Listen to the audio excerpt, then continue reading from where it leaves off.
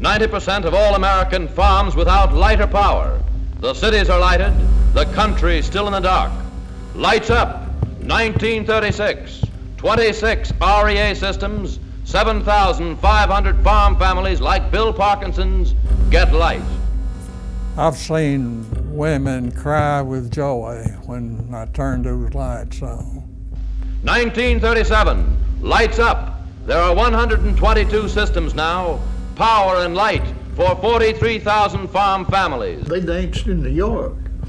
Lights up for Mississippi and Ohio. Lights up north, south, east, west. At first, there was nothing but just a little light hanging from the ceiling. You know, that was, well, it was so wonderful to have a light. 1939, 548 systems, 435,000 families and other users, and many more soon to come on the lines. So big a change. The electricity, they came around and they wanted a membership fee, and it was $5. And my dad was in the store, and I remember looking at him when he said, "Oh, everybody wants something free. Here's your $5. It'll never amount to anything, but take your $5." But it did amount to something. Lamplight and homework. The capital of Illinois is Springfield, and the capital of Nebraska is Lincoln. But the letters and words to tired eyes blur and dance on the page. We didn't think anything about it because I was born there, raised up on the farm, and Everybody was poor, and we didn't know we was poor. Well, my nearest neighbor was about a mile away. And the only way I had to go anywhere was walk. The little grocery store that we bought when I was about 5 years old had no electricity. The gas pumps were the old hand pumps. we'd come home from school and we'd do our milking and things, and then we would do our homework and buy a lamp. I know some people probably had 10 or 15 little lamps, if you go, and kerosene lamps, or we called them coal oil lamps. I don't know what was the difference between coal oil and kerosene. Well, if you run out of coal oil, we had to study by a lamp, by a firelight, and I have laid down in the front of the fire and got my lessons at night when I was a child, because there was because we was run out of coal oil. Of course, no roads hardly, and people went to church in a wagon with mules or horses pulling it back then. That's really in the early part. And then maybe a family and 4 or 5 extra kids would ride the wagon back home and drop them off in front of their house, rather. I remember taking a bath in a round galvanized tub. From Nashville, Tennessee, we present the Grand Ole Opry. The radio was a battery-operated radio. This was back during the war and just started, and my dad would not let us listen to any programs other than maybe Saturday night or the Grand Ole Opry and the news. He wanted to make sure we had a battery for the news, so because we had a brother that was in World War II, and he was listening to see what was going on. It would come wash day. Wash day, everybody has to wash. You had an old black kettle. The man usually would cut the wood and put around that outside and build a fire underneath it. Now remember Monday, because Monday was wash day, because people were dressed up to go to church on Sunday.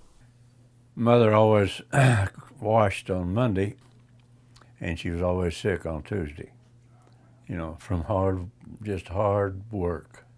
I think so often my parents really lived in hard times, and it's made me a better person. All the water that we pumped out of the ground was done with hand pumps. And that was the first thing as a young person that I noticed so much was they made a motor that you could pump water with. We had cattle, and you wouldn't believe how much a bunch of cows could drink. We didn't realize that we were having a hard time.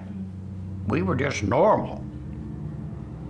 Until we got electricity, then we saw how much easier things were that we used to have to do by hand. Had a machine, you know, we never dreamed about a water pump, washing machine, deep freeze, refrigerator. Didn't even cross your mind back before electricity. And I am certain that on this day, my fellow Americans expect that on my induction into the presidency, I will address them with a candor and a decision which the present situation of our people impels. When Franklin Roosevelt signed the Rural Electrification Program in 1936 is when it opened the field up for people in the country to get electricity. And it was done in order to bring money and convenience to country people like city people had. TIF was organized due to a need, and that was the need of electricity in rural areas. In itself was just really amazing to me that a group of farmers or, you know, just country people would get together and come up with a plan to have electricity in the rural areas. And it was all done for, not for profit, but for the benefit of the people. When you think about a rural cooperative, our main role is to provide power into the rural areas that investor-owned utilities have no interest in serving. And that's the way the whole thing started. They're lifting the pole. Back in revolutionary days in this country, we used to plant a pole and call it a liberty tree. This pole has been a liberty tree to thousands of farm families. Transformer. It means kilowatt hours of electricity. 1 kilowatt hour will do a week's wash or grind 100 pounds of grain. 1 kilowatt hour will hoist 2 tons of hay. Kilowatt hours don't get tired.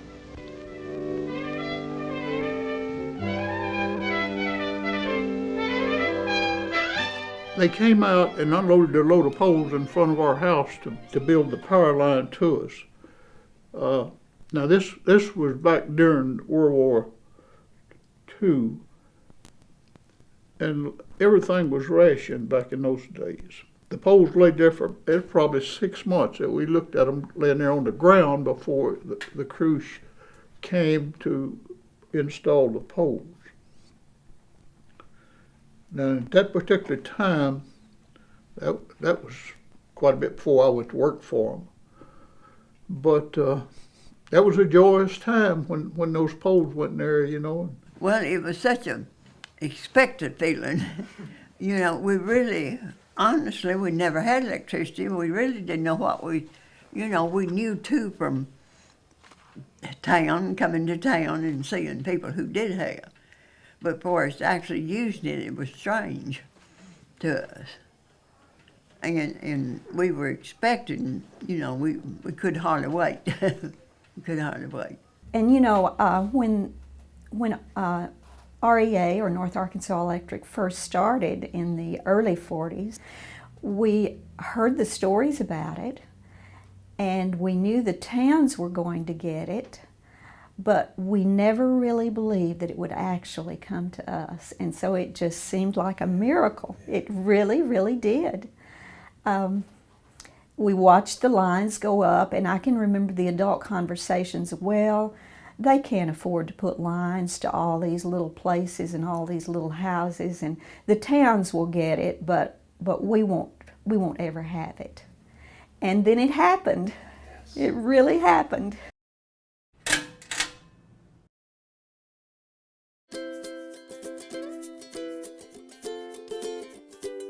Well, I remember coming home from school, and they were ready to turn the power on, and they had this one drop cord in the middle of the front room, in each room.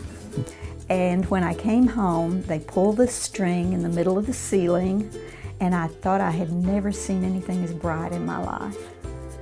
And I didn't have to draw any more water by hand. didn't have to carry in any stove wood for the cook stove. And I thought, boy, this is great. I don't have anything to do anymore. But my mom and dad, I guess, a lot smarter than I thought they were. They found something for me to do every day. Clean ice. No worry about things souring and spoiling in summer.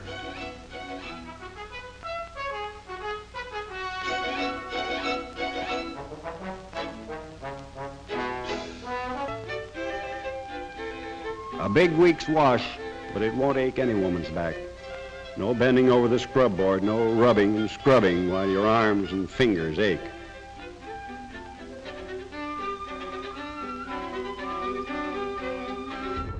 The change from electric, non-electric to electric was a progression. So there was a slow transition that I witnessed, particularly with my grandparents, from the wringer washer where she actually wrung the clothes out by hand. She still stayed with the wringer washer when electricity came, but she had to be a lot more careful because that was a dangerous implement to the washing machine. The women wanted a refrigerator. The male in the house wanted a radio. And we finally got a television, and it just exploded from there. The first thing that the woman of the house wanted was a electric iron to iron clothes. You know, summertime they had to build a fire in their kitchen stove to heat those irons, and you know how hot that is. So it was quite a change when we got our 25-watt light bulb to go in the middle of the room. And the light literally changed our lives.